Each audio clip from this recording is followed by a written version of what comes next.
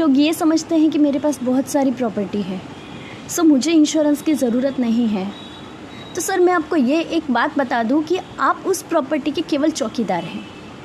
अगर यकीन नहीं आता तो आप अपनी वाइफ या अपने बच्चे से बोले कि भाई मुझे सिंगापुर जाना है, तो मुझे वो जो ज़मीन पड़ी है वो मुझे बेचनी है, तो आप समझ जाएंगे वो आपको कभी नहीं बेचने देंगे।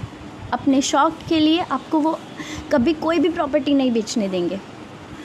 ये मैं गारंटी के साथ में बोलती हूँ कि आपके शौक़ वो प्रॉपर्टी पूरे नहीं कर सकती है। जबकि आपके पास अगर 50 लाख या 1 CR है, तो अगर आप उसको फ़िक्स करते हो LIC के अंदर, सपोज़ 50 लाख आपने फ़िक्स किए हैं, तो उसमें आपको इंटरेस्ट आता है एवरी मंथ 25,000, जितना कि किसी भी प्रॉपर्टी का नहीं आता है।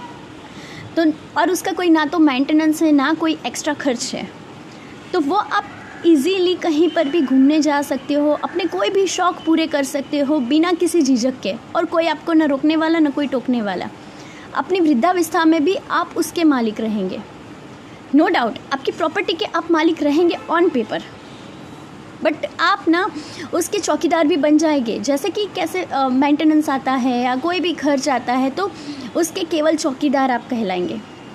जबकि आप LIC के अंदर अगर ये पैसे डालते हो तो आप उसके मालिक कहलाएंगे ऑन पेपर भी और यूज़ करने में भी। तो अब आप सोचिए कि आपको मालिक बन के रहना है या चौकीदार, क्योंकि 60 के पहले आपकी वाइफ का या अपनी फैमिली के किसी भी मेंबर का हक रहता है आपकी प्रॉपर्टी पे, और आफ्टर 60 आपके बच्चों का, पर आपका हक कहीं पर भी नहीं आता है। आपका हक केवल ऑन पेपर रहता है, आपका नाम केवल ऑन पेपर रहता है, पर आप उसे चाहकर भी यूज़ नहीं कर सकते हैं, आप चाहकर भी उसका कुछ नहीं कर सकते हैं। तो अब आप सोचिए कि आपको क्या बनना है, चौकीदार बनना है या आपको मालिक बनना है। क्योंकि 60 के बाद बच्चा कहेगा कि ये प्रॉपर्टी मेरी है, इस पे मेरा हक है, मेरा नाम है। क्या करोगे आप? हर रोज़ के लड़ाई झगड़े होंगे तो आप क्या करोगे? आप वो प्रॉपर्टी अपने बच्चों को दे देंगे।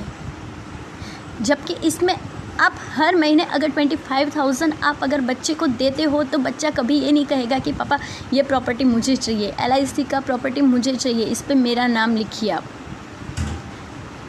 बच्चा यही समझेगा कि भाई चलो पापा है तब तक ठीक है, पापा 25,000 देते हैं, और अगर पापा को कुछ हो जाता है तो वो पैसे अपने हाथ में ही आने वाले हैं, तो कोई टेंशन ही नहीं है। अब सोचिए आप, आपके हाथ में आपको क्या बनना है, चौकीदार या मालिक?